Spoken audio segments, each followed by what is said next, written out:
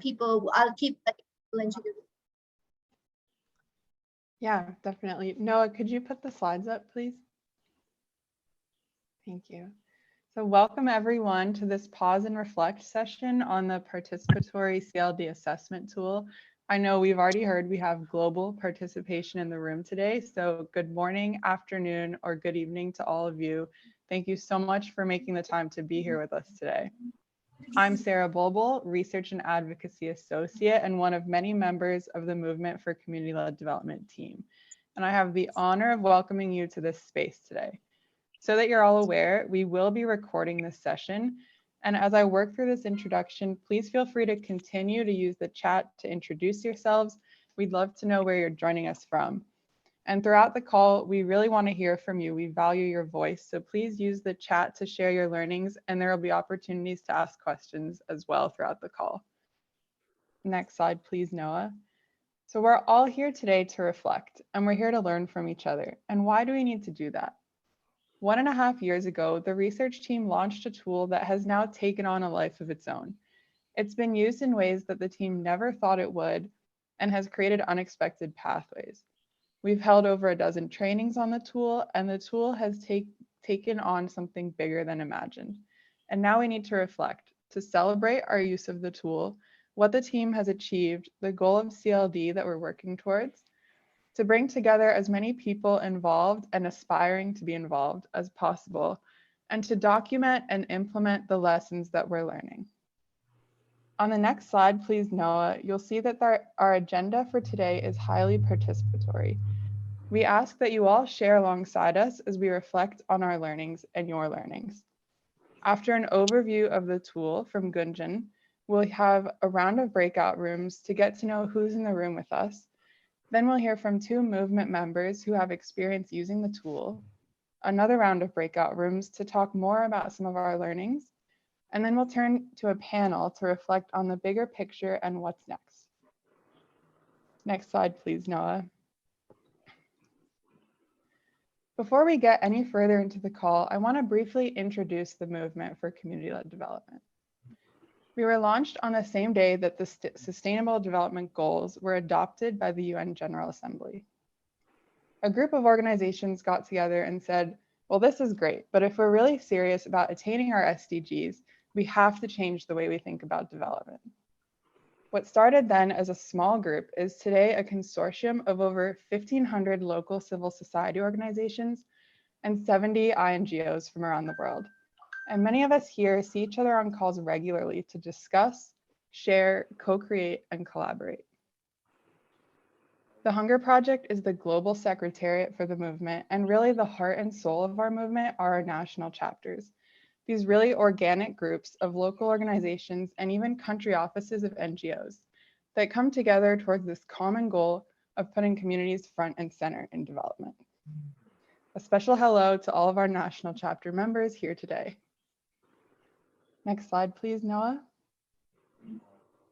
Our national chapters have 2 kinds of partnerships within countries. They have advocacy partnerships where they really try to mobilize public policy and policymakers around the need for devolving funding and decision-making to the local level. And we have facilitation partnerships where we support communities, support CBOs really, to take action towards the goals that they set for themselves. When these 2 things happen together, we believe that we'll be able to achieve the SDGs. And now I have the great pleasure of handing the mic over to Gunjan Veda, the person who led the effort for the development of the tool and the training. Over to you. Thank you so much, Sarah. And again, a very warm welcome to everyone. As Sarah said, 1.5 years ago when we launched this tool, we really did not imagine the trajectory it would take and everything that would happen alongside it. As a lot of you have heard me say time and again, if you've attended any session or any event around the tool, this was a tool that we never set out to create. This was a tool that happened. It happened because there was such a demand for it. So in the last few months, we've had a few sessions where we've talked about, where we've really had people sharing their journeys with the tool. We've heard a lot of accolades around the tool, the FSN, the Food Security and Nutrition FSN Network and Ideal launched a knowledge sharing series, which actually kicked off with a session on the tool. We've had movement. Can I ask everybody who is not speaking, and right now I guess that's everybody but me, to stay on mute, just so that there isn't any disturbance. Thank you so much. So we've heard a lot of glowing reviews around the tool. That's not our objective with today's session, as Sarah said. Yes, we want to celebrate what the tool has achieved, but more importantly, this tool has really been a learning journey for each one of us. And I can say this on behalf of all of us here who are present from the team that was actually part of creating the tool and creating the trainings. We've learned so much from all the people who have adopted the tool, adapted the tool, used the tool, been part of the trainings. And we realized that there is so much of richness out there. We've also heard from a lot of people as they have written to us talking about, well, you know, very practical details around using the tool, tips and tricks around it. So the intent for today's session really is to kind of identify some of the challenges we are facing, identify some of the learnings we've been getting, but really share those lessons, the tips and tricks. When we launched this tool in 2021 January, we said this is a living tool, and it has been a living tool.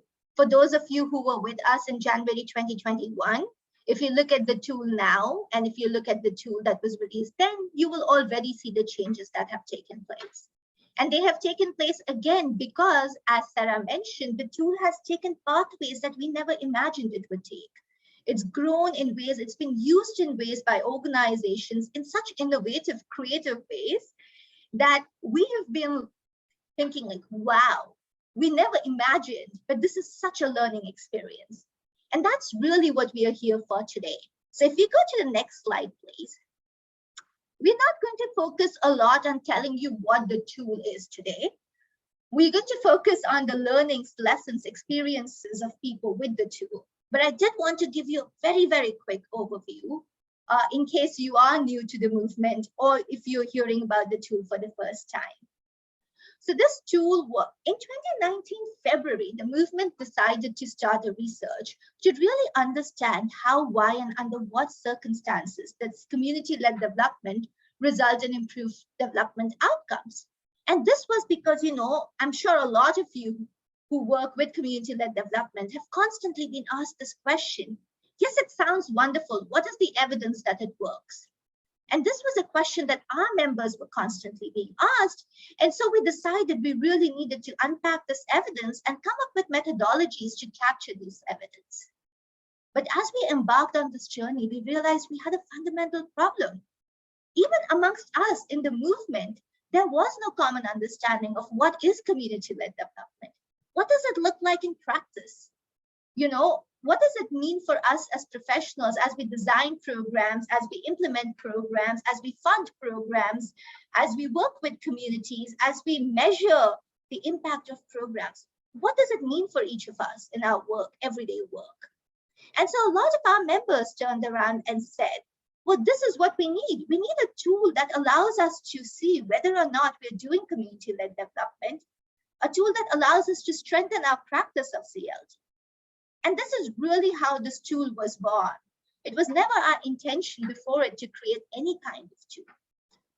So we also realized that this is a tool that, you know, no one person or organization could create. So we reached out for this collaborative research. We called ourselves the collaborative research team, and 35 people from 23 organizations joined this work pro bono. There was no funding whatsoever to do this work. If we go to the next slide, we divided ourselves into multiple groups. The group that really developed the tool that we would be talking about today was this group. This was the initial group. You'll see some of them on the call today. We were people from different organizations, but this was just our starting point in 2019. Since then, we've had so many more people, dozens of people from all over the world who've been part of designing the tool, of piloting the tool, of implementing the tool, of revising the tool. So I wish I could put everybody here, but just want to acknowledge all the people who've been part of this journey. Thank you so much for being with us. Next slide, please. So what is this tool that we're going to be talking about and discussing, and what does it center around? Well, we did a lot of extensive discussion, consultation, literature review, and we came up with a list of characteristics that are integral to community-led development. And then we looked at what would this look like in practice. And what we landed up with was 9 dimensions, what you see on the slides here. The first 7 of them are characteristics of community-led development. And the last 2 are processes that we believe are integral to the practice of CLD. And the tool is around these 9 dimensions. Next slide, please. I'm sure one of my colleagues will put a link to the tool and where to see and download the tool if you don't already have it in the chat box. But this is a very quick look screenshot of the tool, the mobile version of the tool. So the tool is currently available in 4 languages: English, French, Quechua, and Spanish. Quechua thanks to CRECOM and USAID. And our Malawi chapter. So a big thank you to all of you. It's coming soon in Swahili. It's in 2 formats. It's in Excel, and there is a mobile-friendly format which allows you to just keep it as an app, use it offline, keep your data locally. Next slide, please. This is what the Excel version of the tool looks like. And because we started with this Excel version, again, talking about the journey of the tool. We started with an Excel version, which is what you see right here. It was daunting for many people. And so we had to come up with a mobile version of this tool. So if you go to the next slide.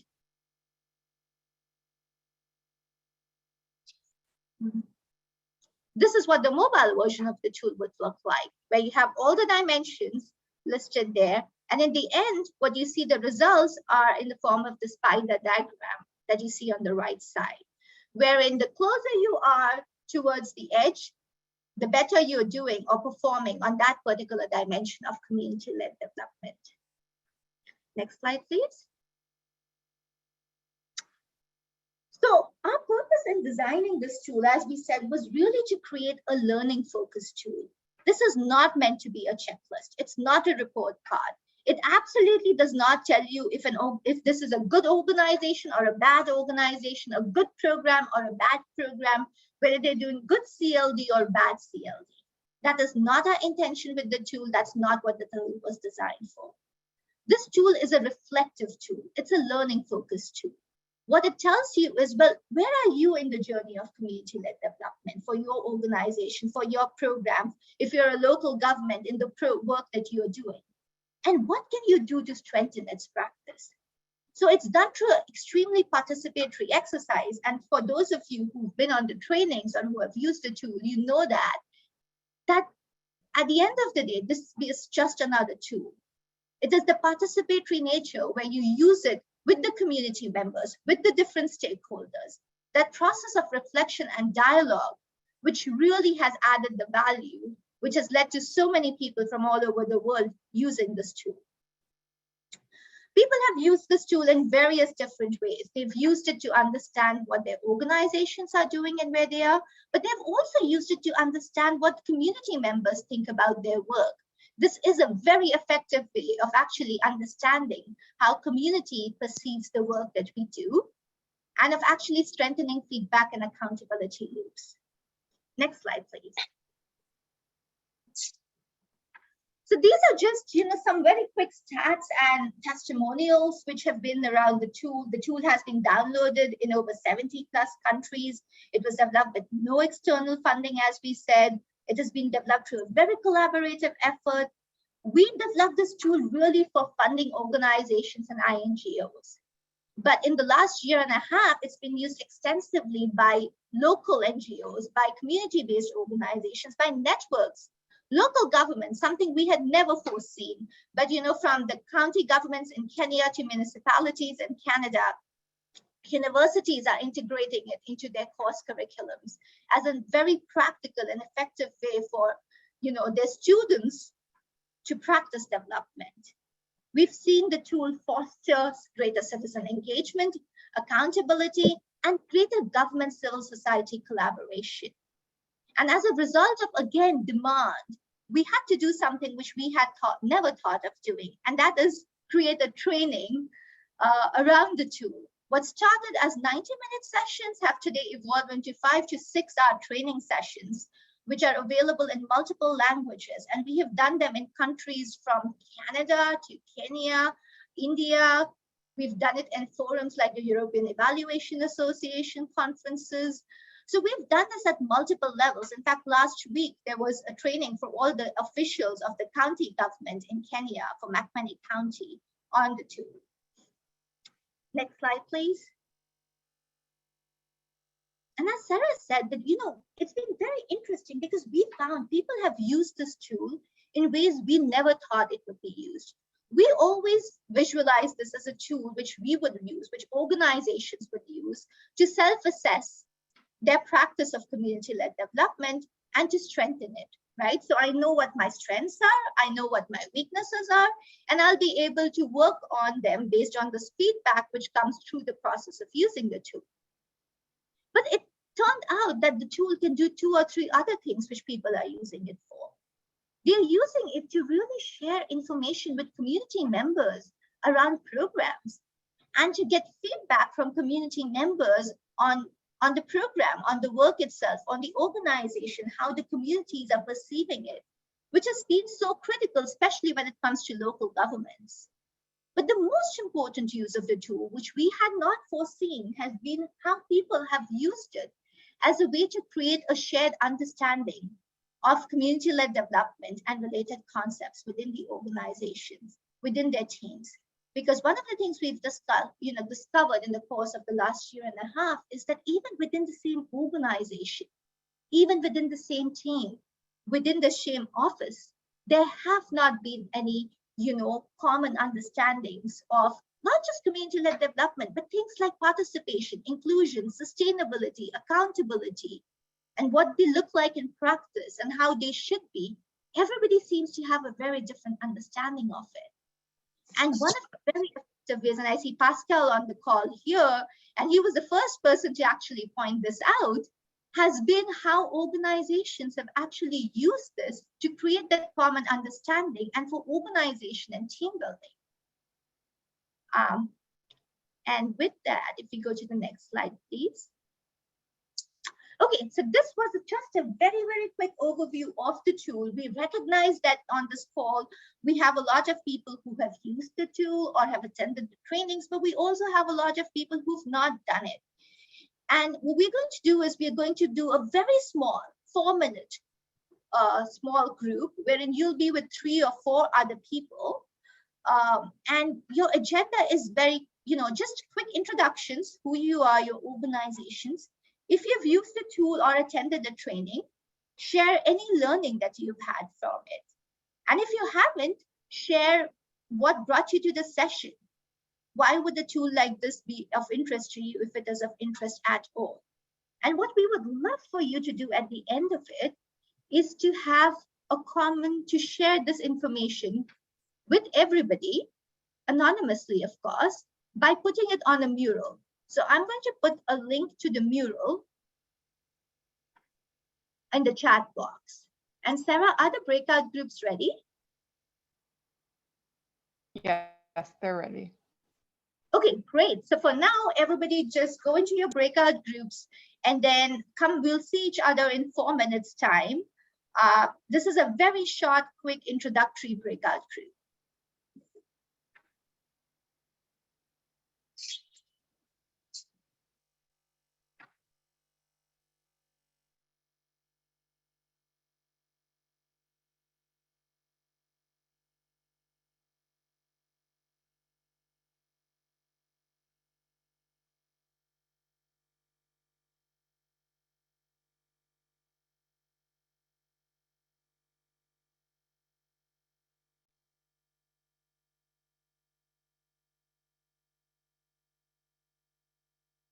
Well, I think everybody is coming back now gradually. So welcome back, everyone.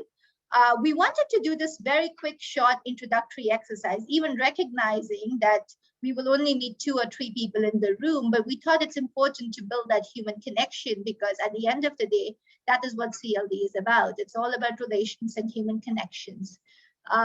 So that's why we wanted to take a few minutes to make sure that all of you know at least 1 or 2 more people when you leave this call than you knew when you entered the call. So what we're going to do now is that we're going to do a fishbowl style discussion. We're going to hear from 2 people who have used the tool in very different ways, in very different countries and contexts. And they're going to share, again, this is not about how good the tool is or, stuff like that. This is really what they're going to share is very practical stuff around how they used it. What were some of the challenges that they encountered? What kind of learnings were possible for them? And what kind of suggestions, if any, do they have for the tool to be improved so that it could be used better? But at the end of that, after we hear from Sylvia Hernandez from the Hunger Project Mexico and Pascal, who is our MCLD West Africa coordinator, we're going to invite everybody who is in the room today who has either used the tool, has been a part of the trainings, to feel free to raise your hands. We'll invite you into the panel so that you can share your own experience of it. If you haven't used the tool, but you have questions around, well, how do we use this? How much time does it take? Any practical questions or anything, again, feel free to join the panel and ask these questions of people who have actually used the tool. So that's the purpose of the fishbowl, really. It's to unpack and to really see how can it be used, right? Practical ways. So welcome, Sylvia and Pascal. Sylvia, I'm going to start with you. So I know you used the tool in Mexico. Tell us a little bit about, well, how you used the tool. What did you learn as part of the process? And a little bit of the challenges, right? Because I'm sure it wasn't as straightforward as I would have liked it to be, or, all of us in the team that created it would love to think it is. Yeah, of course. Good morning, good evening, good afternoon to everyone. So we have used it here in Mexico in 2 different areas. First of all, we used it as and apply it to one of our main programs in the Hunger Project, that it's economic autonomy. So we used it to see what was happening with this economic autonomy process. It's with artisan women in Chiapas that actually are really close to their process of graduation. It is about to happen. So we applied it like a few months ago, around February, and it was a really interesting process. First of all, because there were a lot of different people that have been working with this program, really new people that have been a long time in the program. So it was really interesting to see how we were having this same knowledge about the dimensions, and at the same time it really helped us to see what we have been strengthening and what was missing to strengthen. It was like we didn't realize that we have to strengthen that, and the questions and everything that was used in the tool, it was really important because it made us see the big process and what was missing. And at the same time, some of the challenges, particularly when we were with our program, even though the questions are concrete, when they are translated, not always are as easy to understand. And particularly when some of the people in our staff, their main language is not Spanish. For example, we have people that are talking an indigenous language. So it was a little bit difficult for when it's not our first language I don't understand what this is happening. So it took a little bit more time to see what was about that questions and what were the answers, what were the difference between the different answers. So it was a really, we adapted some of the of the questions to be easier to understand as we continue to apply the tool.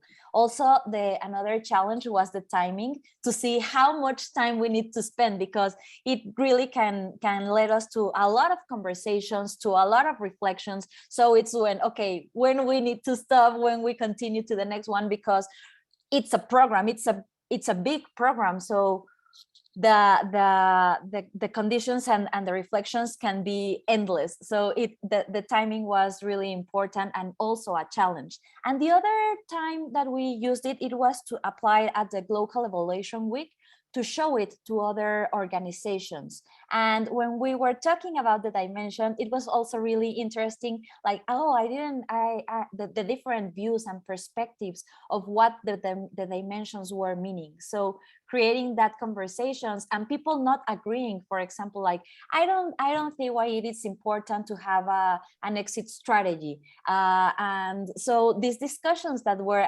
and talking about that there is not right or wrong answers, and at the same time that we are just facilitating. So it's not from our perspective, it's just to facilitate the process. So it was also a challenge and really interesting to see this kind of perspectives, when it's perfect, when we all agree, but what happens when someone doesn't agree? And it's not like we are going to try to change their minds. It's just to understand why they are not agreeing. So those are being some of the main experiences and the main challenges, and some of the things that we have seen that are important. It's to practice before we, as facilitators of the tool, to practice, to see what is going to happen if the people is not participating, what is going to happen if the internet goes, because also we have been used this tool and worked with it in the virtual mode. So it's really different applying it virtually that in person. So we haven't had that opportunity, and it has its challenges. So we have been preparing to foresee them, in order to attend them when they happen. Thank you so much, Sylvia. Very important learnings and points there. And I think the key thing that you mentioned, I think, which has come up again and again, is that when we use the tool for the facilitator, the temptation to guide that conversation, to get people to be like, no, you need an exit strategy, and this is what it is about, and this is how you should do it, is so strong. So to be able to hold back and see, like, no, our job is not to tell people. Our job is to understand why they feel there shouldn't be an exit strategy, right? Like, what's going on? How do they think this is going to carry on if there isn't an exit strategy? That's so tricky. You also alluded to this really important two issues around access from language and time. And I saw a question in the chat around that, and I know we'll keep coming back, because this is one thing I have also heard repeatedly come up from a lot of people who've used the tool. So we'll come back to you and ask a little bit about how you tackle that. But I'm going to first move to Pascal. And even before I do that, I'm going to again say to everybody who is in here today with us in this virtual space, if you have a question, if you have an observation, if you have a comment, if you've used the tool and faced any of this, please raise your hand and we'll bring you into this discussion. The whole space, the whole tool, it's all about dialogue and conversation and participation. So let's just bring that same spirit into the space. So Pascal, tell us a little bit about, how you used it and, the kind of challenges you encountered and learnings. Thank you, Gunjan. Could you hear me, please? Yeah. Yes, yeah. Okay. Hi, everyone. That is my honor and pleasure to share with you how we have been implementing the participatory CLD tool, assessment tool in Benin, and as I would say also in West Africa. Our commitment is, one, to make sure that people know the tool.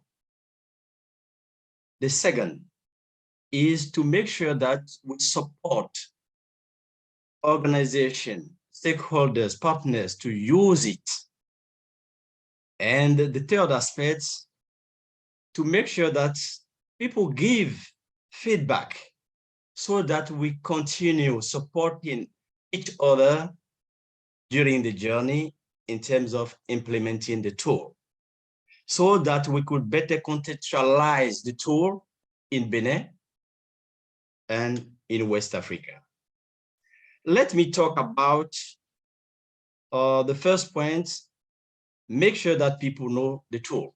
You know, we are in West Africa and we are in Benin, and one of the barrier we need really to tackle is the language barrier. So I have a privilege to participate to the translation of the English version to French version. That was a great opportunity for myself to learn about the tool. And the second point, we make sure that we disseminate during the training, during the workshop, where we attend, where we are invited, or where we training we are organizing, or workshop we are organizing, we talk about the tool. We disseminate it, make sure that it exists, and we share the advantage, the added value to all partners. And we have the privilege also to be trained by the Global Secretariat in terms of how we could train others. We were 4 trainers trained by the team at the Global Secretariat level. And after that training, we have developed a TOT workshop book. Why do I mention this? While we were developing that workshop book, we try to contextualize how we could, at least just when we move to the community, when we move to the stakeholders, how do we see briefly that this tool is needed? And we take advantage of that well-known proverb of Africa, West Africa, well, not West Africa, African proverb, well-known. If you want to go quickly, go alone. If you want to go far, go together. It's just about participation, full participation, no exclusion. So we can take really advantage of moving together. The second aspect that we discover, we ask people how we could really talk about localizing development. What is the saying in Benin that really reflects that? And we learn that a bird's plumage bears the best condition for it to grow. So we really share this at the community level. How do we create the bird plumage and to make sure that it serves the context and the purpose of development at the community level? That's what we learn from communities while we were really developing our workshop book about training on the MCLD development tool. And I will move now to, we make sure that people use it. As Gunjan said, we could not imagine in advance how the tool could be used. I will mention this. We have never thought that the tool could be used for fundraising purpose. And the youth platform, one of the very dynamic youth platform, member of our MCLD chapter, used the tool while they were really responding, applying for a fund at the Swiss Corporation. And it was so compelling to demonstrate that tool to those partners. They say, oh, we would like that you use that tool in that project. So that was an added value for them to have the funds. And they have the fund now.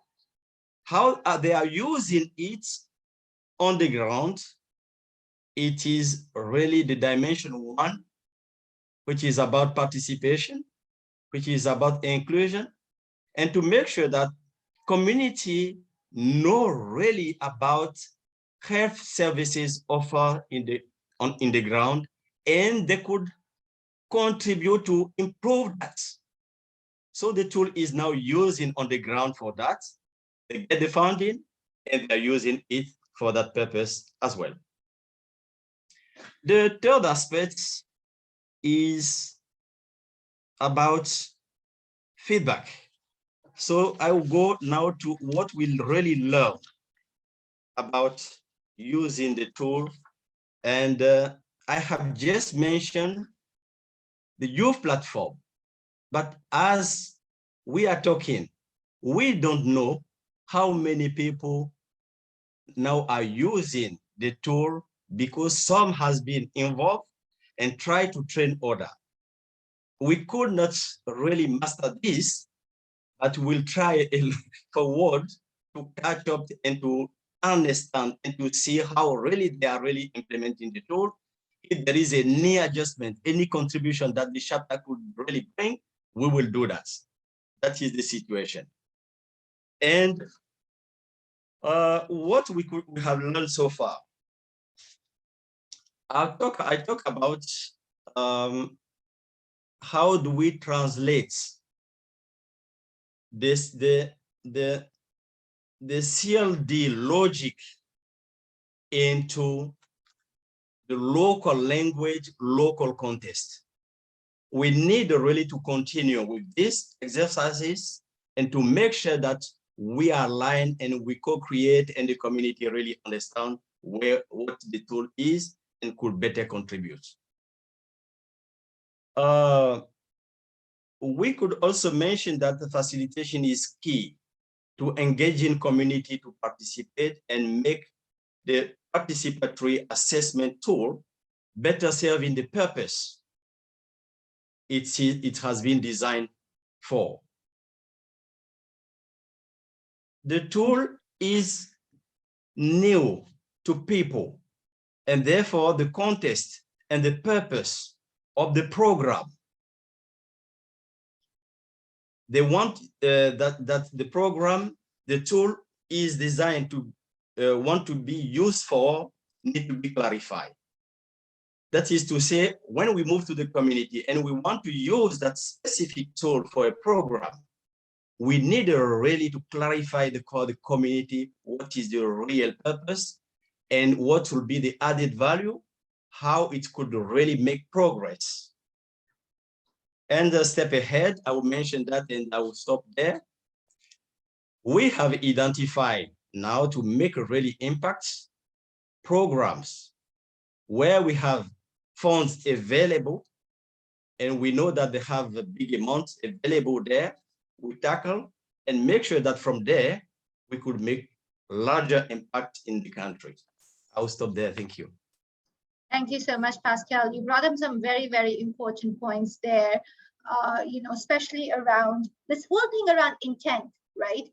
So often, and we've seen this in the tool used when people use the tool for communities to really be able to participate. It's very important for them to understand why this exercise is being done, that it's not going to be an exercise wherein if they say, oh my God, the program is not doing well, or it's not inclusive, or it's not, there's no accountability, that they will be penalized and the program or the funding will go away, right? Because that's like the number one fear that people have. So how do we do that? How do we ensure that that intent is clearly communicated so that that doesn't happen? I want to welcome Andrea and to the panel, to the fishbowl actually. I don't know, Andrea, if you have a question, comment, or an experience to share. But just before I ask you to unmute and share, I also want to recognize two very, very important questions which have come into the chat. One is around, well, how do we ensure participation of marginalized groups, right? So the stakeholders that we are bringing together in this process, how do we ensure that the people from marginalized groups, the marginalized rights holders, are included and actually have a voice and feel comfortable speaking? And then the second question is around, where do you start with the tool, right? What is your starting point to using the tool? In practice, what does it look like? There are questions around the training and stuff, which I will answer later.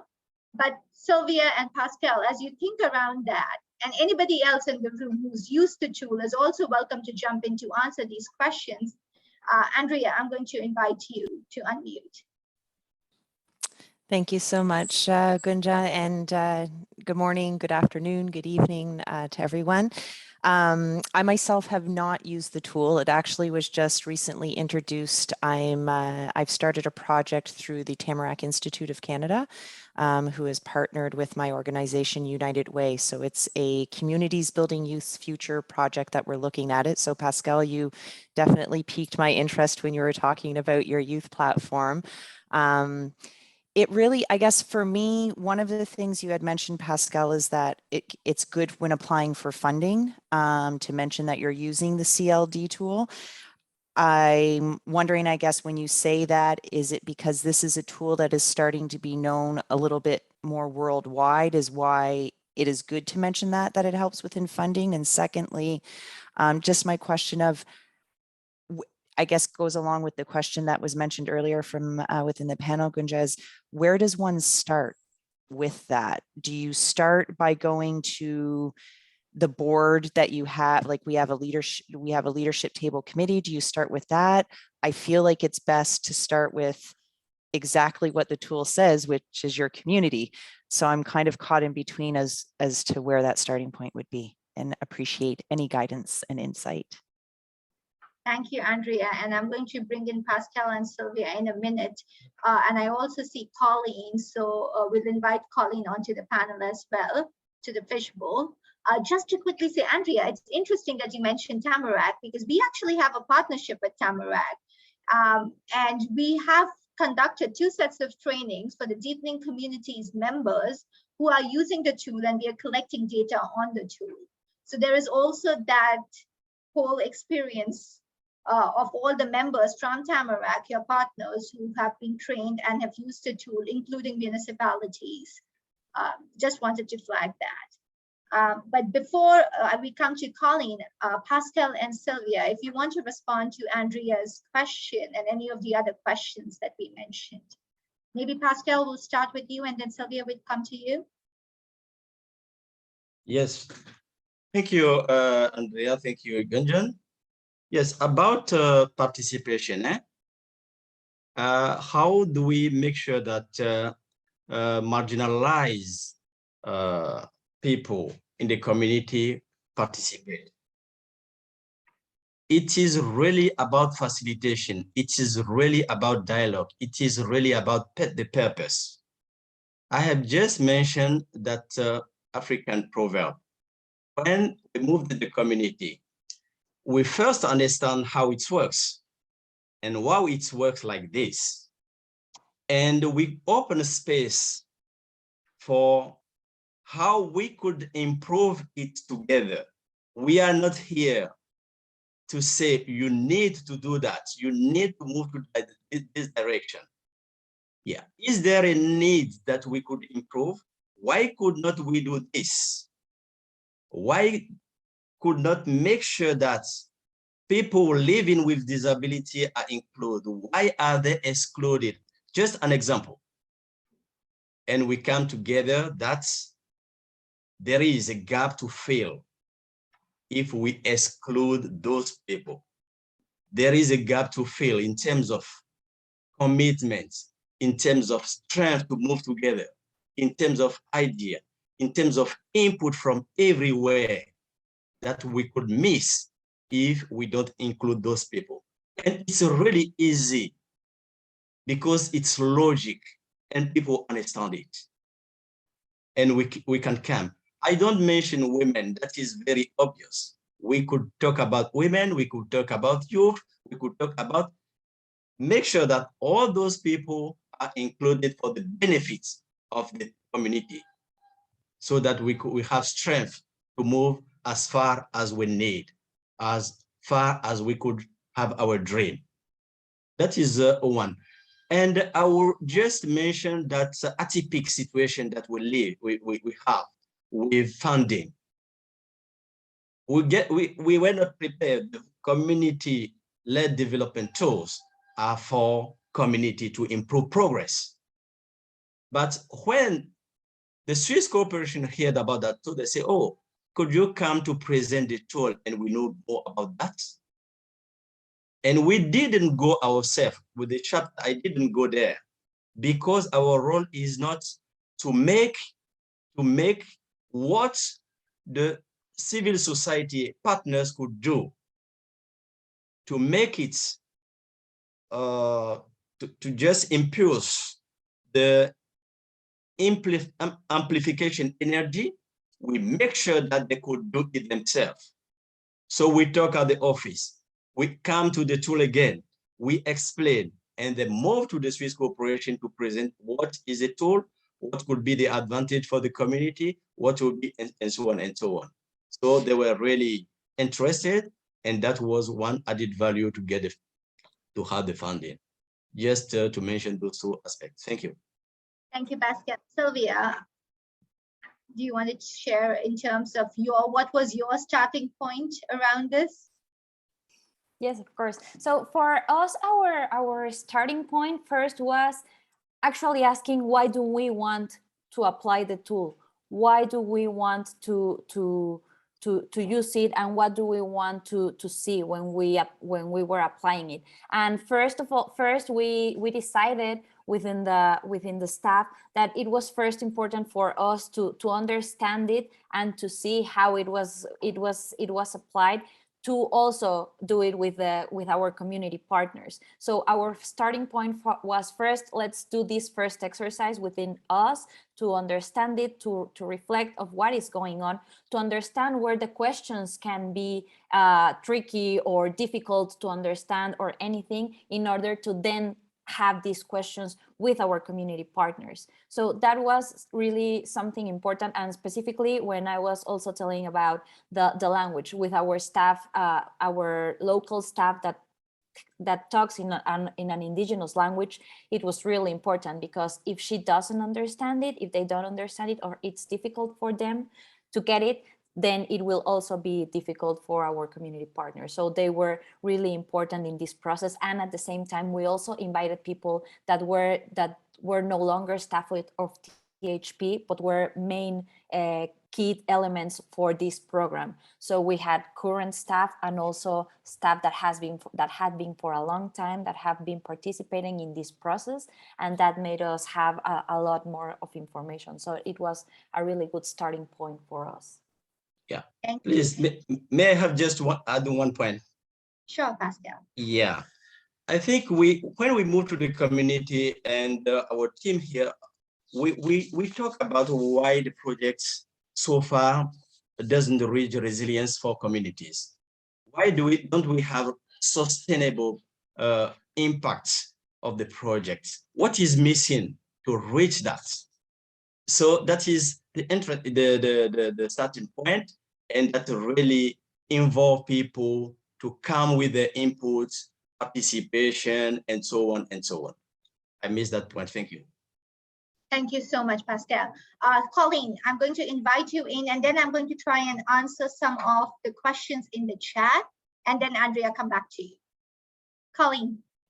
Thank you, Gunjan. I'm going to sort of jump in as I'm asking questions, and thank you, Sylvia and Pascal, for your honest feedback. First off, I will send this out to afterwards, but if there's anyone who's implemented the tool who'd be willing to have a sit down, like a 30-minute conversation with me, I have a million questions. I'm very eager to use it in our programming, but the one question that I want to bring into this forum, which I think might be helpful for others as well, is, can you talk to me about sort of community mindset, especially in terms of maybe feeling empowered or owning, especially because, you know, we have communities in which there's still very much the program they feel like is given to them. It comes from us. Instead of that, how important is it that there is that sort of transformational mindset in place before the tool? And if it's not, did you see the potential for the process of the tool to really enhance and develop that conversation, which many of us as NGO practitioners are still struggling to, you know, advance and really localize and kind of shift from the giver to the actual partner? Thank you so much, Colleen. Very important question out there on the community mindset. With everybody's permission here, what I want to do is also, I know we have in the audience and participants a lot of people who have also used the tool. So again, I want to invite you to also come in and share responses to these questions, because that's what the session is about. Sylvia and Pascal really started the conversation for us. They've shared this honestly. They'll continue to share, but we also want to invite you. So I know there are different organizations from Outreach International to others on this call, CRECOM and all who've used the tool. So if you're willing to share and speak, please raise your hand and come into the panel to share some of your experiences around how are you making sure marginalized groups are part of the conversation? Where are you starting? How are you handling this issue of community mindset? There was a question around budgetary implications, which I'm sure a lot of people will be wondering about. What kind of costs are involved if you want to use this tool? So again, I'm going to invite you. It doesn't matter if you're going to be speaking later, if you're a part of something else in the breakouts and stuff. But right now, we're going to be very flexible with the format of this to make sure it is of maximum benefit for everybody here. So please raise your hands if you're willing to come in and share.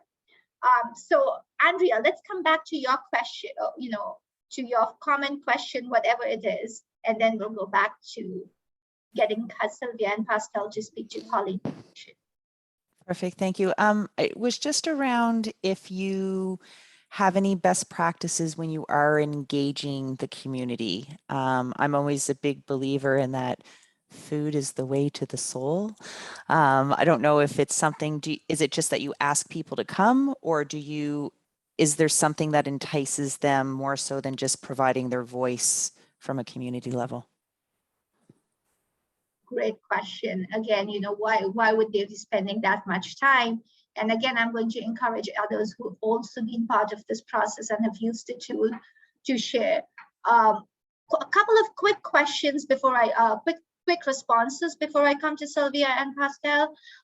One around participation of marginalized groups, to Richard's question.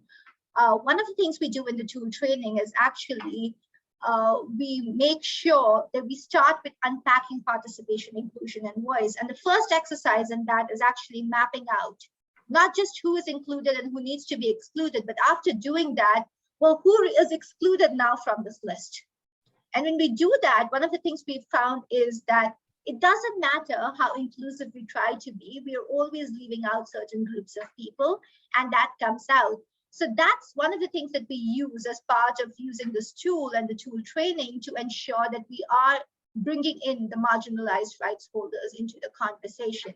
Now, I'll be very interested to see if Sylvia and Pascal and any of the others actually applied this when they were using it, but that's part of what we say in terms of the tool training. There was a question around how frequently does the training happen, and if there is a lessons learned document of some sort. The training happens as frequently as we are able to do it. So we have received a lot of demand for the training. This year, we've practically, I think, done a training every week or every 2 weeks. There have been weeks where we've done 2 trainings in 1 week. So we try to, but right now we have a small team. One of the things that we are doing is that we are developing, Pascal referred to the training of trainers. So we are actually developing a group of trainers in every country so that for those countries, the trainings can be offered in the local languages with the local context by local trainers, right? And so it's not us doing it. We are in the process of doing that. Towards the end of the session, we will send out a form to everybody if you're interested in being a part of the training, or if you're interested in being, a certified trainer. Either of those options, you can, kind of put that in there, and we'll keep you in the loop around that. There is also a link on the website where people can sign up for training. And so whenever the next training is organized, we let them know. We do have training currently in 3 languages, English, French, and Spanish. We don't have it in other languages yet. We hope once we have more local trainers in every country, that will happen. And about the lessons learned document, I wish we had that. We haven't had the bandwidth to create that. That is on our to-do list. And again, we are going to request the help of all the people who've used the tool, because we know it's been used by many, many organizations. But we only know when the organizations write in and tell us, well, this is what we heard and learned. So we will be requesting everybody who has done so to share that feedback more with us, so that we can share it out with other people who want to use the tool. Okay, with that, I am going to, Sylvia, start with you. Response to Colleen and Andrea's questions, and anything around the budgetary implications of what did it take?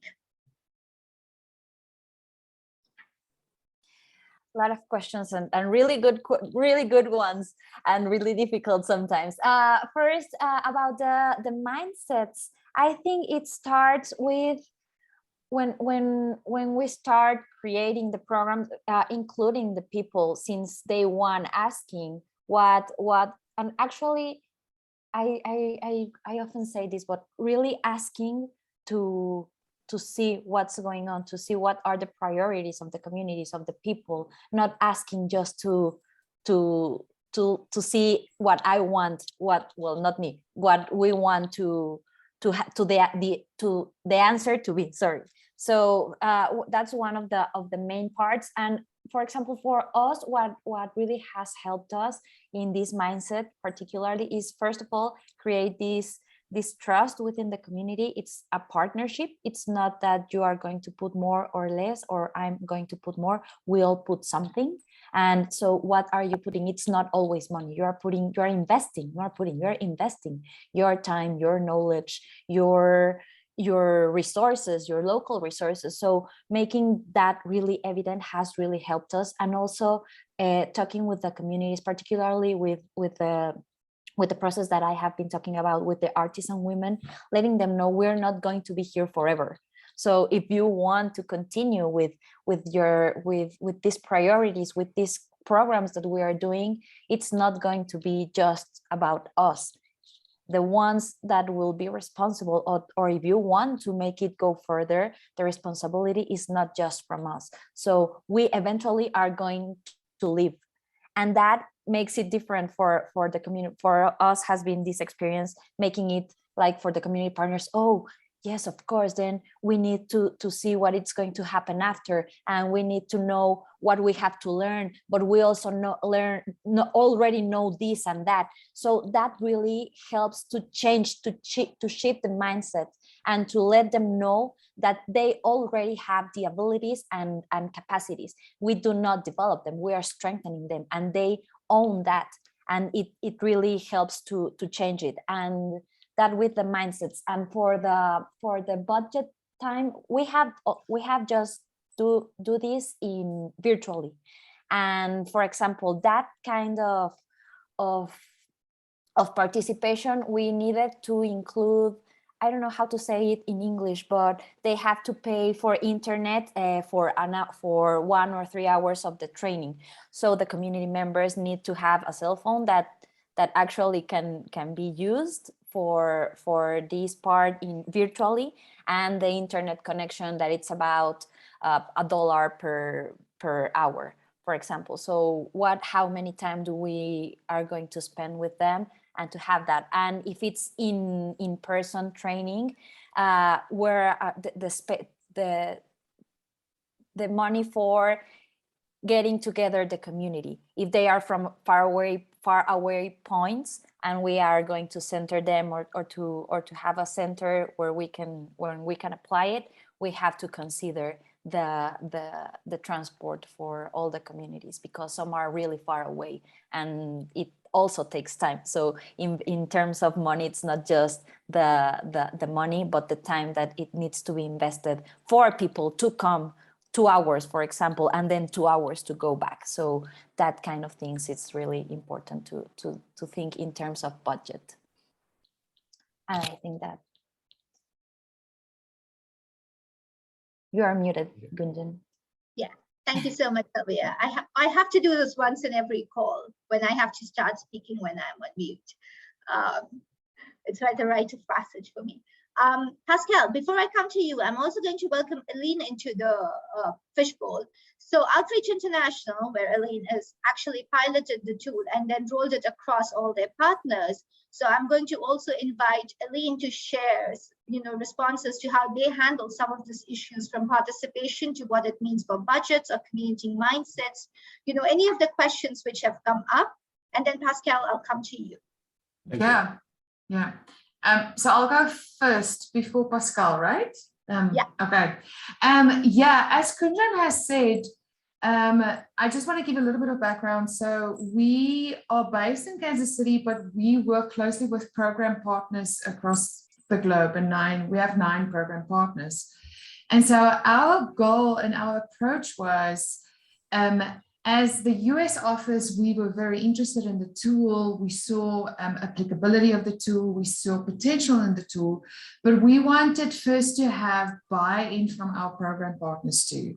So not that it's a top-down decision-making process, we wanted them to also experience the tool.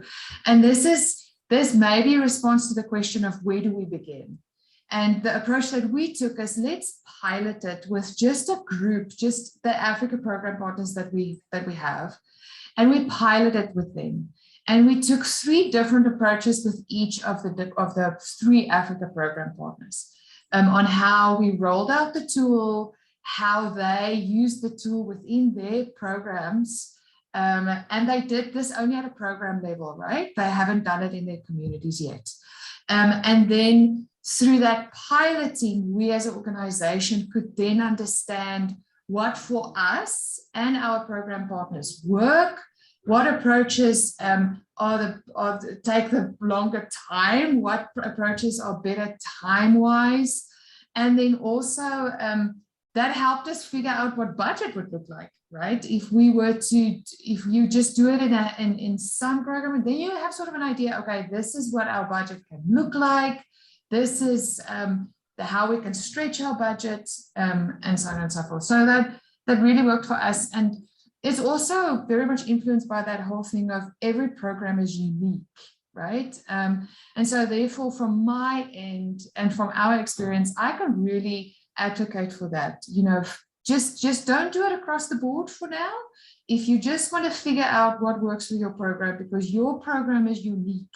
The program partners that you work with, all of them are unique, right? So figure out what that uniqueness is and how you work around that. And then that will inform ongoing processes for you, right? Further rollout, further budget decisions, and so on and so forth.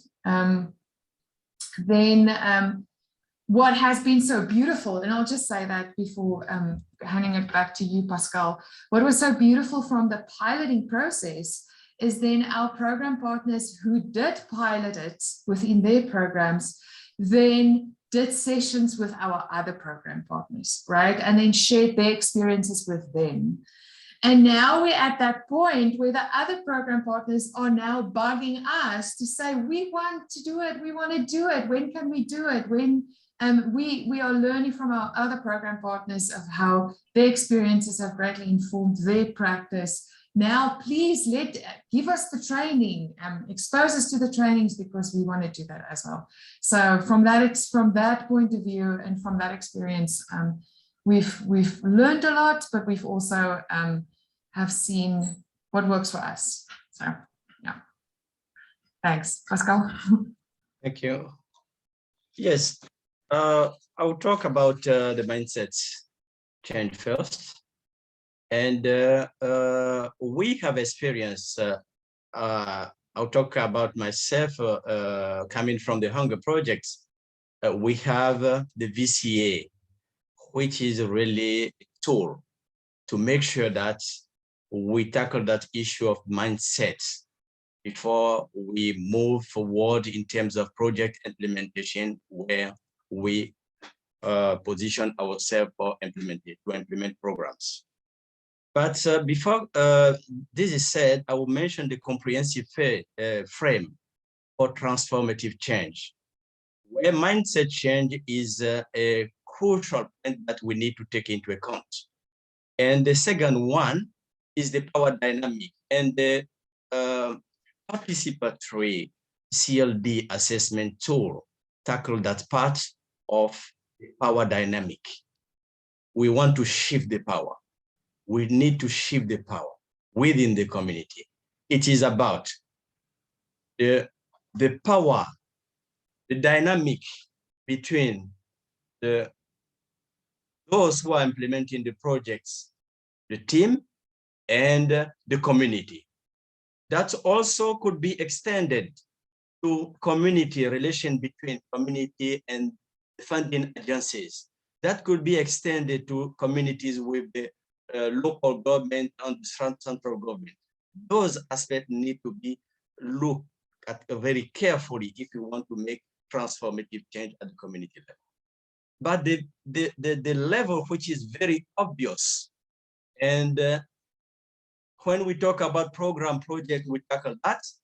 It is about the resource flow, and we need funding, we need human resources, we need scale, and it includes also practices that we need to implement the projects, but it's related also to the regulation available that we need to take into account. Those three levels, in terms of mindset change, the power dynamic, and tangible resources that we need to be considered if we need to make the change. And we present these at the community level to make sure that we have the comprehensive frame if we want to make the change before we come to the tool, specific tool, which is about shifting the power at the community level. That's how we proceed. And many tools are available in terms of mindset change, how we operate there. But we have that VCA workshop material that is available at the community level. And the one thing is, when we look at the 11 characteristics of the CLD, one very important is the local assets. If we want to make development local, we need to emphasize on the local asset. It is about knowledge. It is about resources available, tangible or intangible, to make sure that we value those at the local level so that we could really build the resilience. They will always have access to those resources, always available at the community level. That's why we need to tackle them, to make sure that we value them, to build the resilience for communities. The third aspect is about budgets. Yes, when it is, we talk about program or projects, resources are available and could be used to train. That is the case of Swiss Corporation. But we could talk to communities where, or with stakeholders where resources are not available. Recently, we have organized training for civil society organization, 7 of them, but we share resources because they have part of the resources. It's only about transportation. Just this. This is the case of Benin. About transportation, we make sure that people can have access to our office here, and we could have the training in a comfortable place and situation. That's how we organize it. But thank you. Thank you so much. Thank you so much, Pascal, Sylvia, Aline, for sharing. What we're going to do now is that, in the spirit of CLD, which is all about adaptability, we're going to adapt our program agenda a little bit. We were going to do breakout rooms after the fishbowl. But instead of going into breakout rooms, we're actually going to first do the panel, which is kind of the reflection around overall some of the tips, tricks that we have collected around the tools, right? And where we are headed next. And then we will go into breakout rooms in the end, if people want to. So for now, we're going to do a very quick panel so that we are able to take more questions and answer more questions, especially the practical and logistical questions that many people have been putting into the chat. So I'm going to now introduce Nellie Mecklenburg, who is from the Institute of State Effectiveness, who will be moderating the panel. Nellie has been she has been part of the team that developed this tool right from its very inception. And she has also been part of the training team on the tool. So it's especially, delightful for me to introduce Nellie. Nellie, over to you.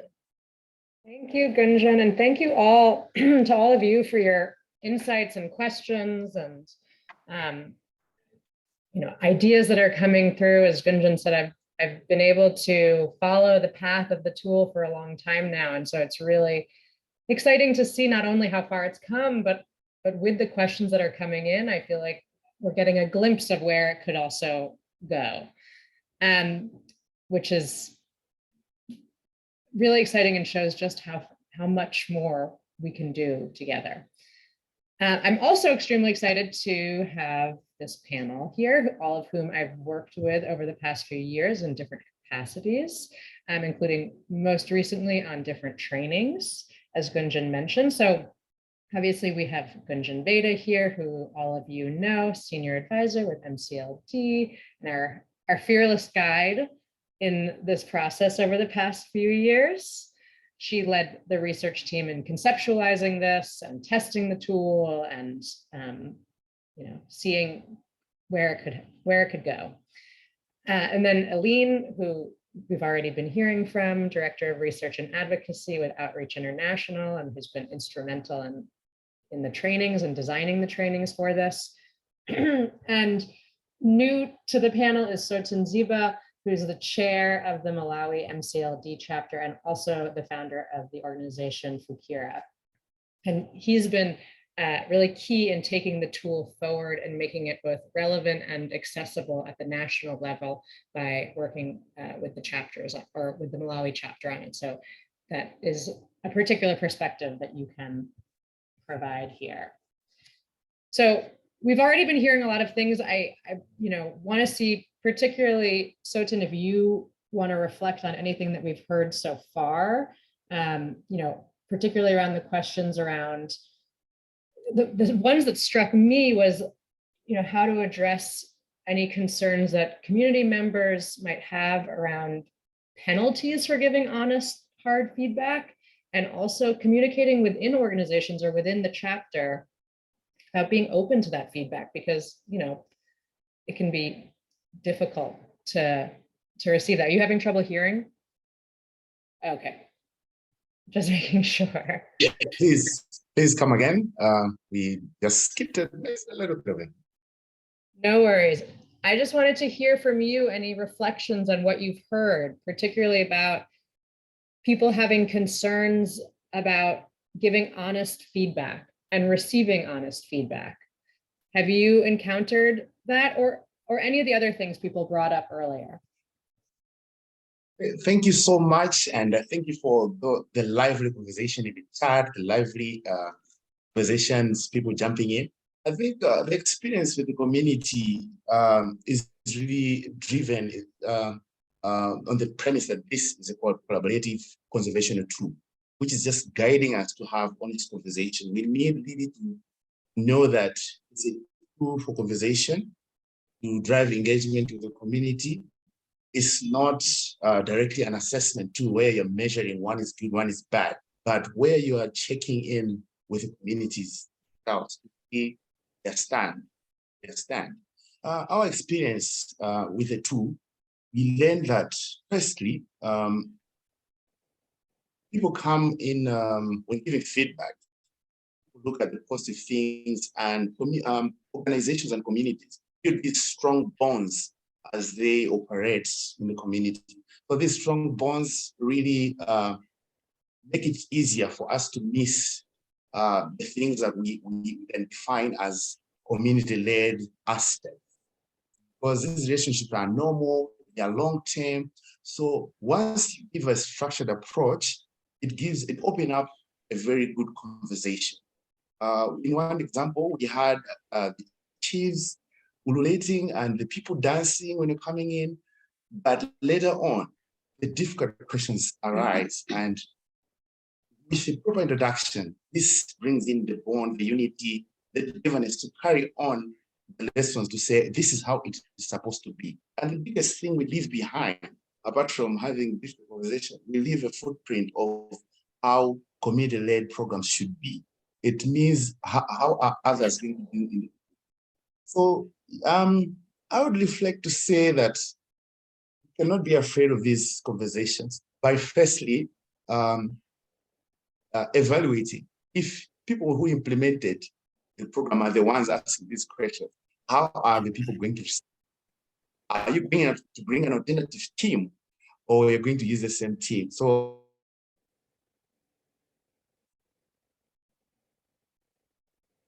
Oh, Sotin, I think you froze for us. I'm sure you will come back in just a minute. But maybe while we're waiting on Sotin, Aline, if I could just follow up on one of your points. You talked about other partner organizations really wanting to use it after seeing others use it. Could you tell us a little more about that? What did they see that was so exciting? Yeah, thank you, Nelly. I think one thing that for us as an organization has been so beneficial about the potential of this tool, or the potential that we see in the tool, is internally we have our own measuring sticks, right? On how we measure the work that we do, the work that we say we are doing. And this tool is now sort of like an external kind of tool against which we can understand better how we understand community development versus, and it isn't a us versus them kind of thing, but I think you all would understand what I mean by saying our interpretation against those of in the broader community of community development practitioners, right? And so to gauge ourselves against that and to see, you know, where do we need to do a little bit more work?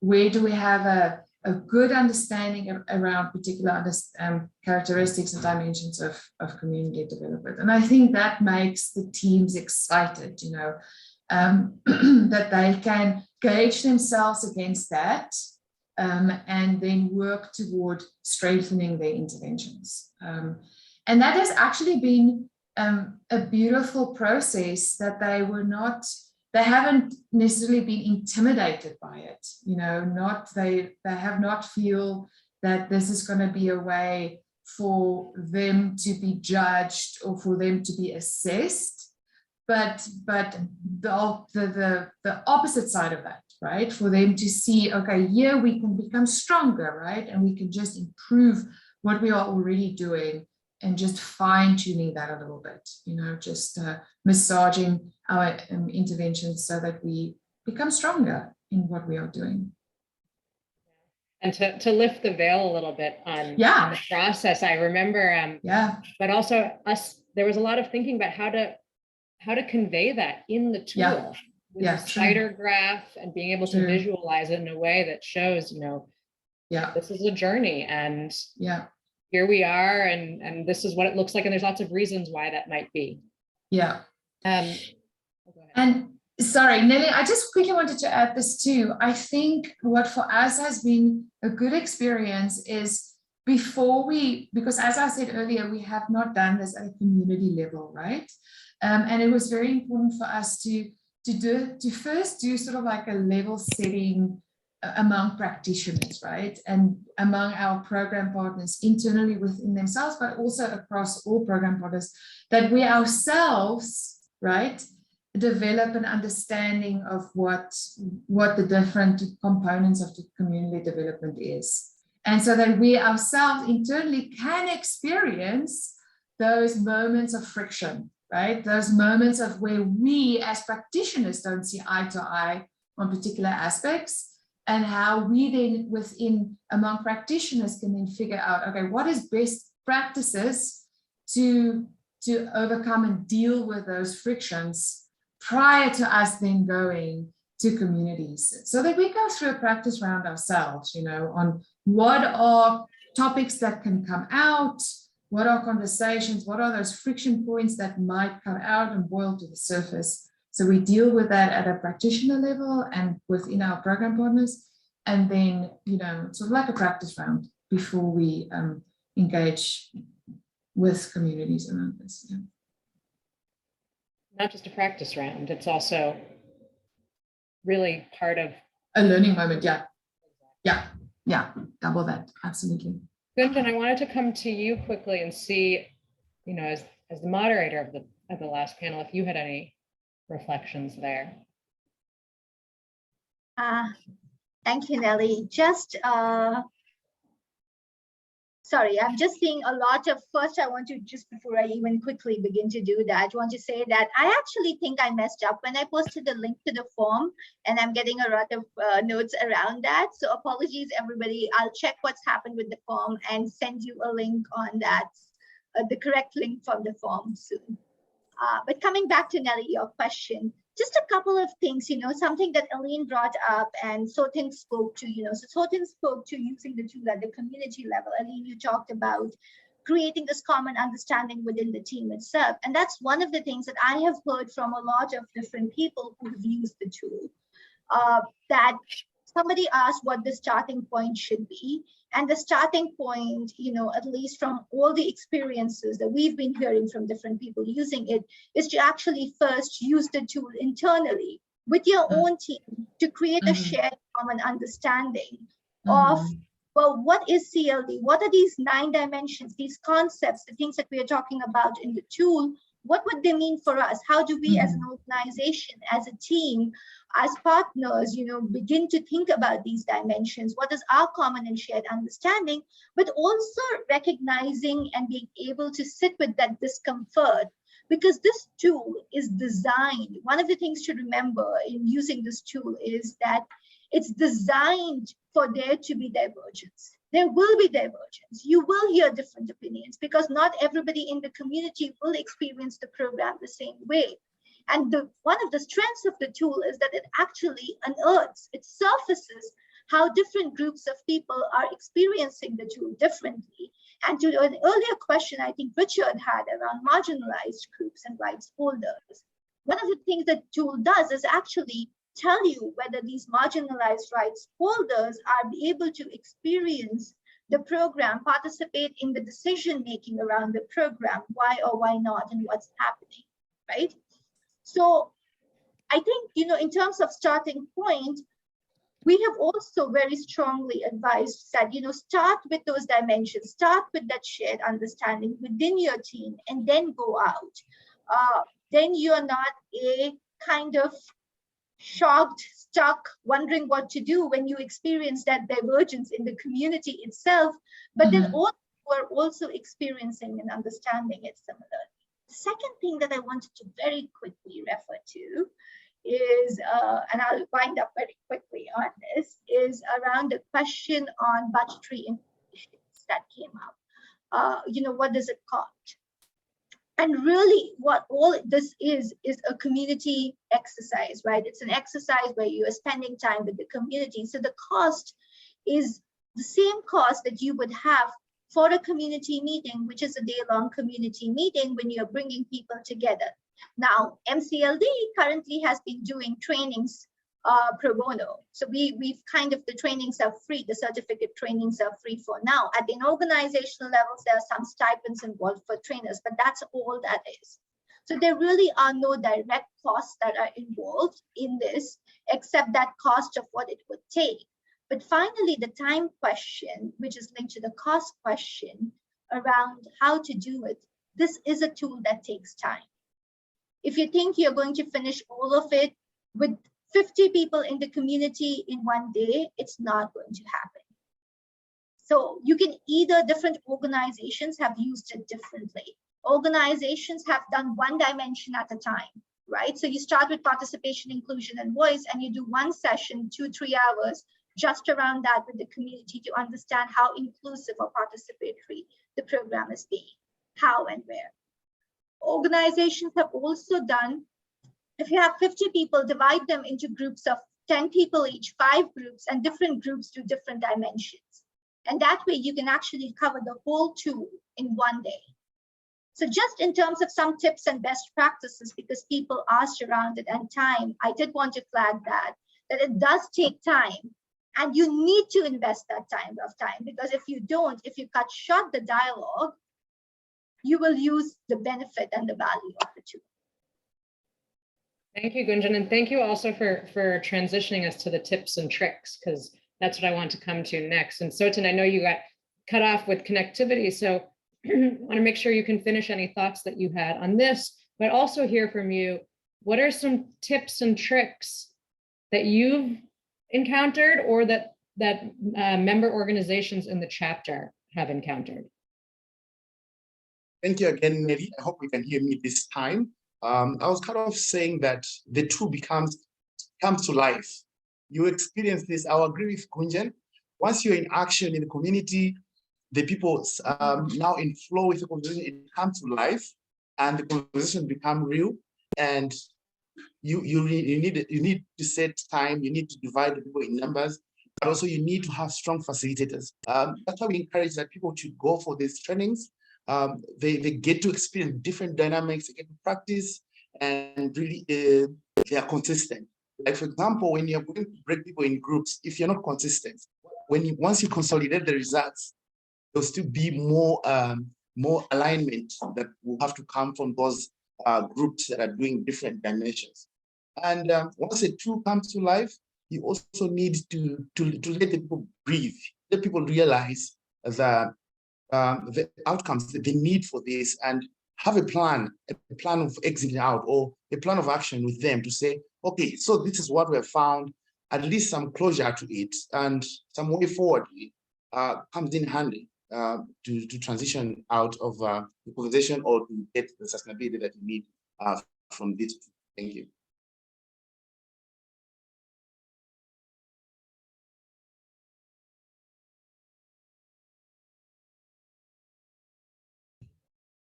Thank you.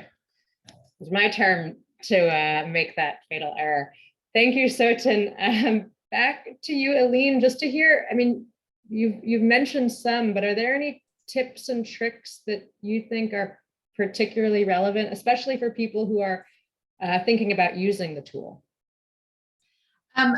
Nelly, yeah, just briefly, one thing that immediately comes to mind is make expectation clear at the forefront, right? So that everybody involved in using the tool, that they know what the goal of it is and what your organizational objectives are. So they know why they are participating, why they are involved in it.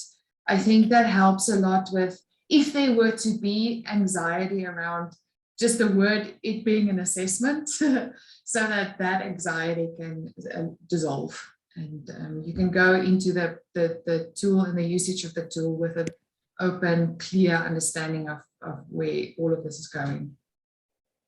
Thank you. And that was a question that Colleen had brought up specifically earlier, so it's good to know.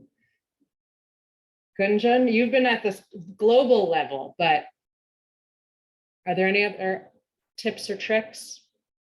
I think they've covered most, a lot of them. We are trying to collate some of these for practitioners as they, as we hear about them. Just want to emphasize something that Sotin brought up around, the action plan. So one of the things that initially wasn't a part of how we had conceptualized the tool, but which we realize is extremely important, is when you're using the tool, you are able to identify, well, why do people think that there aren't any accountability mechanisms, right? Because we did put this in place, what's going on? So when you are closing it out, this is the opportunity to go back to those questions, the responses that people had, to say, well, what would you need to feel that we are being accountable? Obviously, the box that we put is not working, or the ways we're sending information out is not working. So what would make it work? So I just wanted to emphasize that part was something we hadn't conceptualized earlier, but has emerged as a very, very important way of closing the tool and expectation. And people feel valued. Somebody had asked this question around, why will community members come in? They will come in if they actually see that there is action items emerging out of their feedback, and that the organization or the government is committing to doing that, right? So just wanted to, just emphasize that point of it. And finally, to say that last tip is around power dynamics.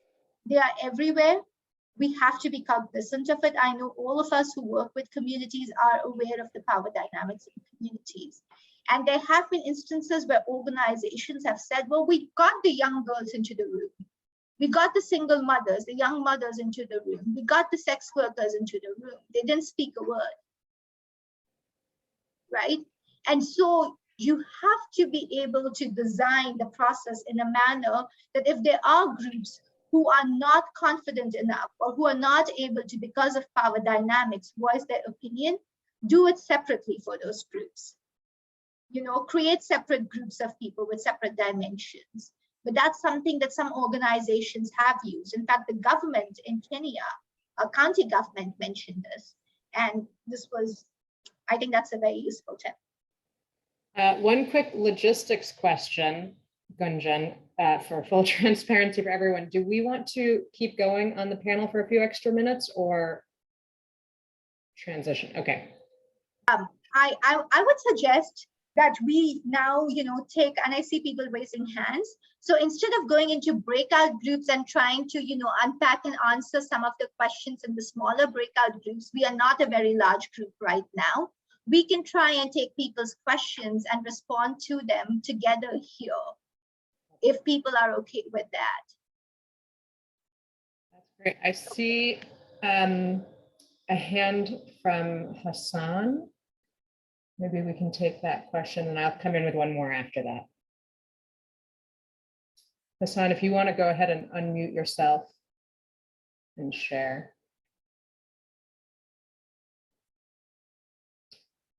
Or if that doesn't work, you can also always put questions into the chat. And Sarah, if you see other people with hands up, please just let me know or come in to introduce them.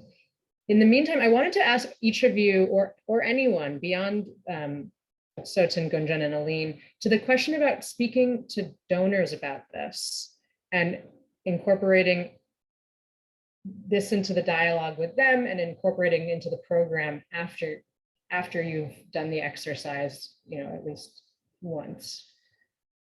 Do you guys have any tips and tricks on that?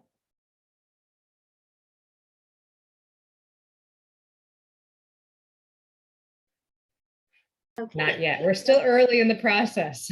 If nobody is going, I'll mention a couple of quick things. Well, we found to work with some of the funders, and I think Pascal already mentioned some of it, but we are at a very interesting point because many funders, development partners, right, are actually committing towards or recognizing the need to move towards locally led development, localization, community-led development, community-driven development, whatever you call it, right? But there is this global move. And one of the things that we've been hearing a lot in the movement from a lot of these development partners and funders is, well, yeah, but how are we going to do it?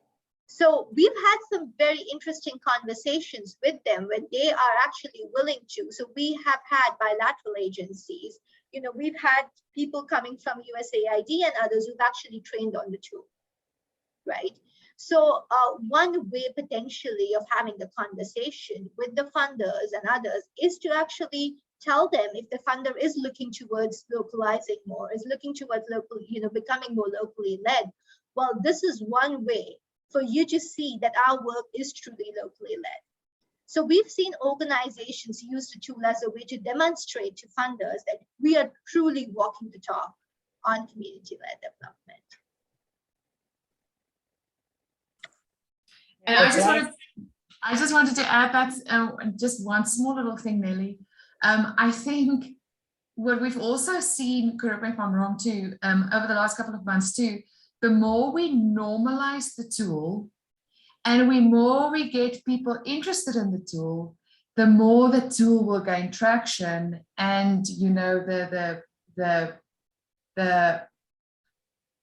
usability that a tool needs to be seen, and the visibility for it to become recognized by external funding agencies. So the more we get it used and the more we talk about it, you know. Yeah. It can become a tool that someone mentioned earlier that has sort of name recognition.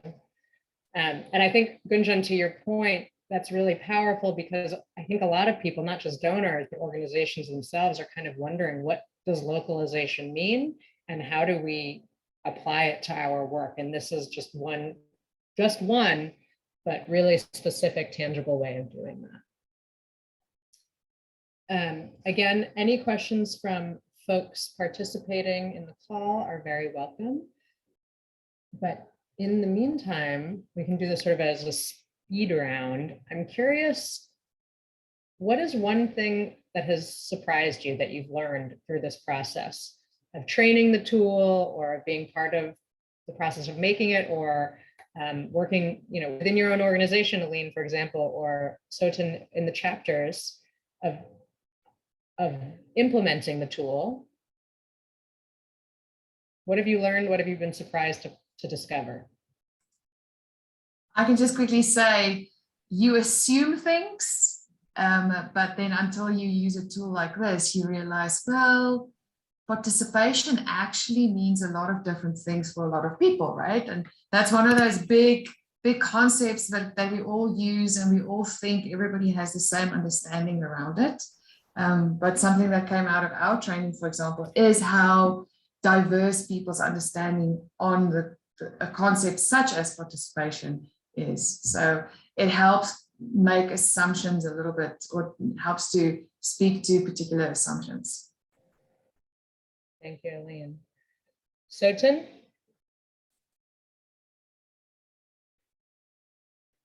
You're muted and off camera. Oh, there you are. Okay, great.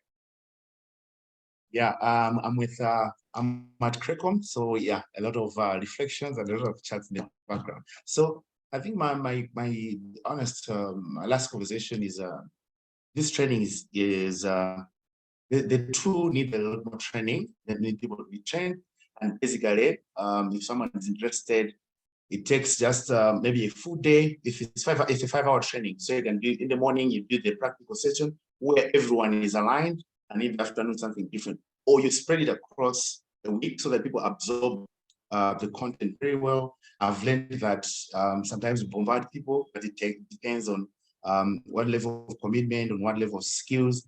Different people work it out different, and I'll be excited for you guys.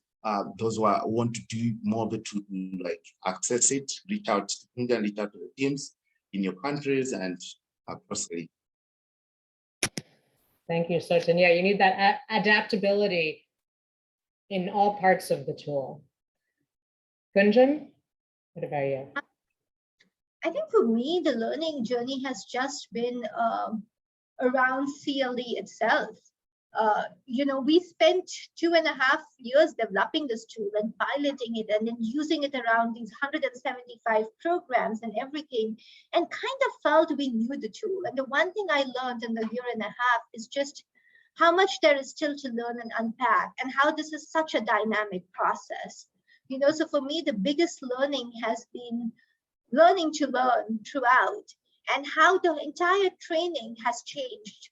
Our entire approach to training has changed from starting with this, well, this is what the dimensions are, and this is how you should be using the tool, to really co-creating that shared meaning around each of the dimensions, because I think that's been where the real value of the tool has come in, that people internalize something, they co-create.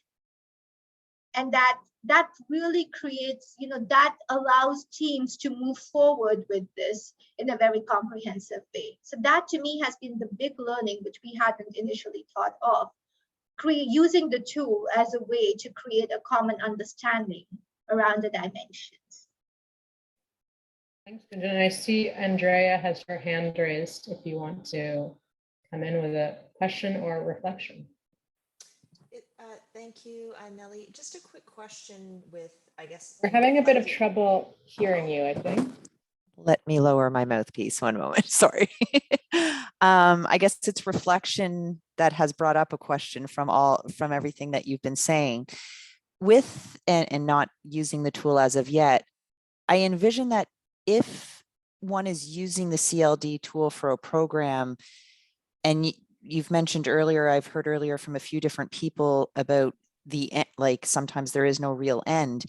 Are you ever reapplying the tool throughout the program as it's going on? Because as we know, COVID it changes our world. So as things change, it feels like maybe you're really never getting an end because your community is always changing and what's going on in the diversity and the thought process. Am I off on that or on the right page? I think you're on the right page, and it also connects to a question Colleen just put into the chat about when there's staffing changes on the organizational or implementation side, implementer side, which might also lead you to reapplying the tool.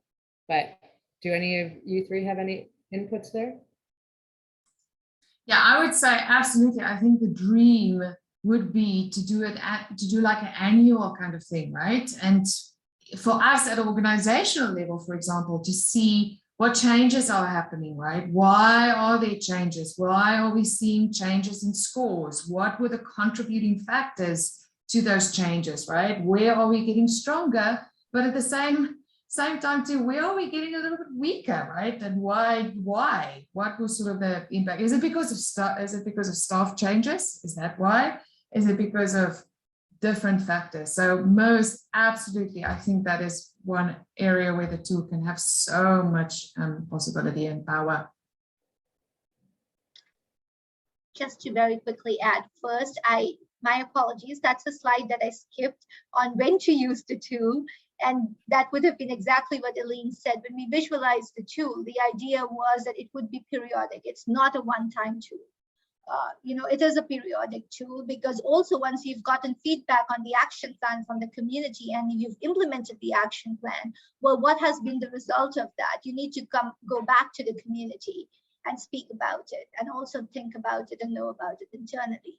Around staffing changes, I wanted to come in there because this is something that just came up in, again, Kenya with the county officials, where they have this huge thing of not just staffing changes, government changes, right? Decision makers changing.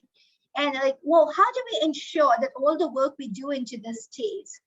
And that's the reason why I think this whole thing of starting organizationally within your team first to do that, collective training and creating that shared meaning becomes so important, because then even if 2 people leave, 3 people leave, there's still this whole group of people who've been part of that exercise and energy and who can carry it forward. And so that's one of the reasons. That's what the county government did. They actually made sure that their entire technical team did it together, because their logic was, well, even if they transfer half of us out, we're still going to have the other half here who will carry this forward and who would know what this is about, and they can train their other colleagues, or they can kind of, engage their other colleagues. Sounds like that's a tip that's coming through in a number of different ways, that applying the tool internally as an organization first has a lot of different benefits.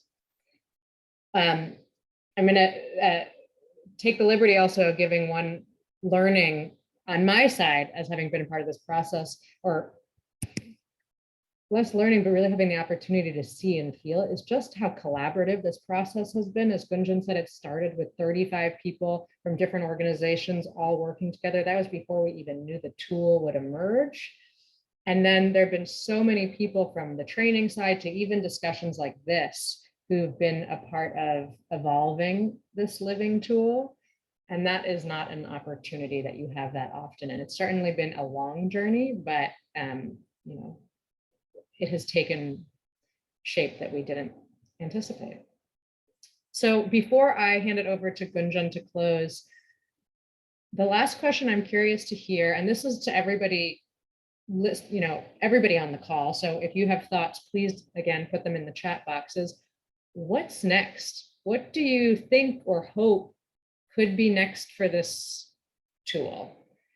And to the 3 of you, I'm going to ask that sort of specifically to the different lenses that you bring to this conversation. So I guess I'll start, Sotin, with you from the chapter perspective, from the national perspective, and I understand that the Malawi chapter does have big plans for the tool. What do you see as coming next?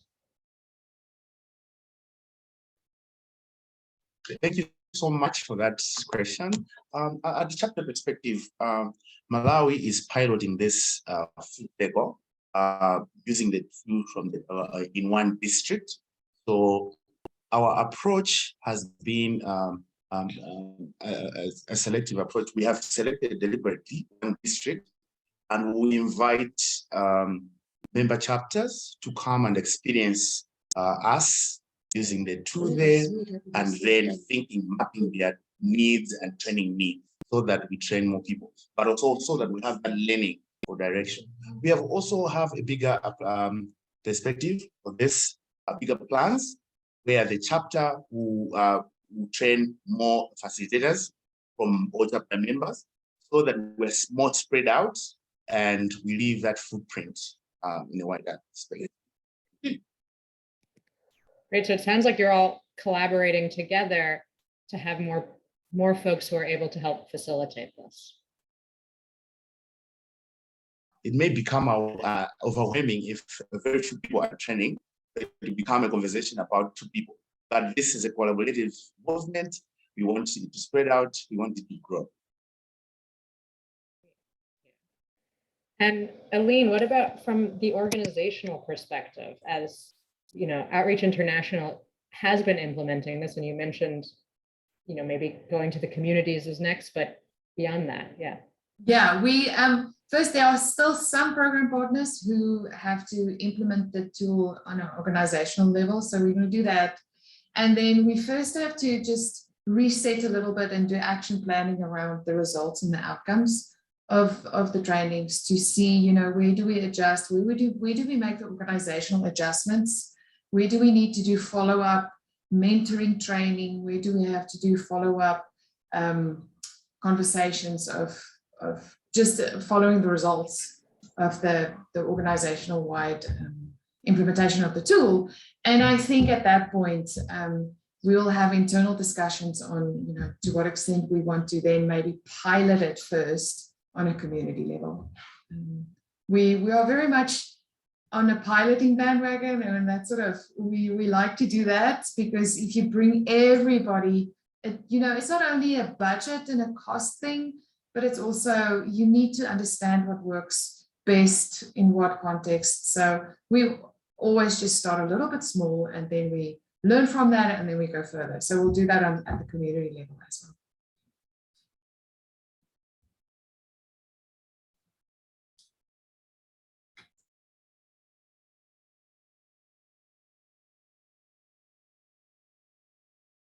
Nelly, you're muted.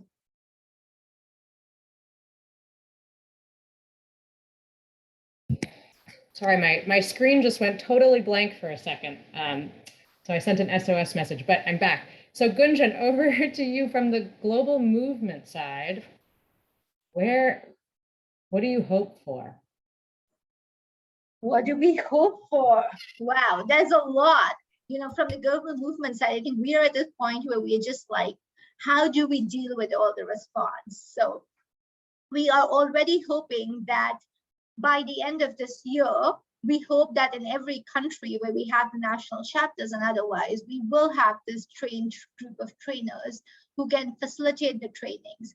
And that allows us to be much more responsive, but to do things like, you know, work with universities and stuff, because one of the things, as I mentioned in the beginning, that there has been a lot of interest to, again, bring some of these very practical things to students, right? And again, we at the Secretariat, and with our very small team, are not able to meet all the demands. So we're really hoping that more and more organizations will come forward to kind of become trained trainers and to facilitate these trainings, kind of pass it forward as we are doing it with each other to support this to happen. The second thing that we're really hoping is, and we've heard a lot from our members, is that there's a whole wealth of information and learning and data coming in as people use this tool, around learnings, around best practices, but just information on our practice of CLD, on what's working, what's not working, how it's changing. Currently, we have no way of capturing this data. I don't even know if you've used the tool or not, unless you send me an email saying we did and this is what happened, right? I have no way of tracking and doing it.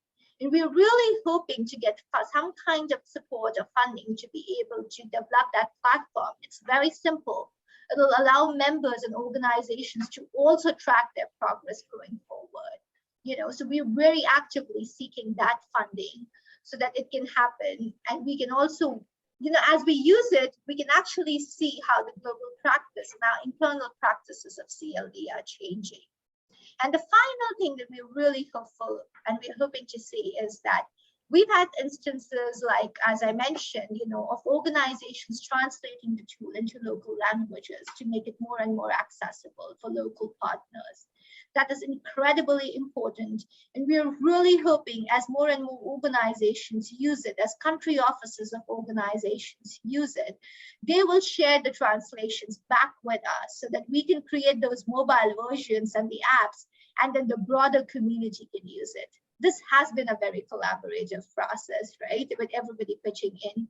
And we really hope as more and more organizations use it, they will also carry that, continue it forward by sharing whatever they are developing, resources around the tool, translations, tips, and learnings. Thank you, Gunjan. And I hear a few different appeals to movement members in there. So excited to see. But with that, thank you to Aline, Sotan, Gunjan, and all of the people who contributed for your insights. And Gunjan, over to you to close us out. Thank you so much. Thank you to everybody who's shared. It was a long 2-hour call, but we wanted it to be a working call where we could speak to some very practical things, because we kept hearing from a lot of people that they really want to use it, but they have a lot of logistical questions. And we were hoping, instead of us having to answer it, if you directly heard from people who've used the tool, that would be a much better learning experience and sharing experience. I see a request comment from Aya from Sierra Leone around the tool as well, in terms of mobilizing organizations. So just want to acknowledge that this has been a very, I think for me, it has really been a journey of learning and growth. I have learned more in this 1.5 years as organizations have, applied the tool and in these trainings than I would have learned from any number of texts and materials around CLD. And I really hope, and I think from the movement side, we really want to encourage you to be part of that journey. This has happened, this tool has been possible because everybody collaborated, because everybody was just bringing in their capacities, their ideas, their experiences without any external funding. We created something which is being used so much at the global level. So I just want to end with that and request everybody that join us and help us take this forward. Share your resources around it, share your learnings around it. If you're translating it, share the translations around it, share your experiences so that we can all develop together and grow together on this. And with that, just a very big thank you to everybody who has been part of this session, everybody who has shared, contributed, and to Sarah, who actually spent a lot of time designing the session, conceptualizing it, and ensuring that it went so smoothly. So thank you. And in true movement style, we can all unmute and say bye together. But also, if you have any remaining questions throughout, just feel free to reach out to us. Okay. Bye. Thank you. Bye-bye. Bye, everyone. Thanks, everybody. Bye. Bye. Thank you. Thank you. Bye, everyone. Bye. Bye. Bye. Thank you. Bye.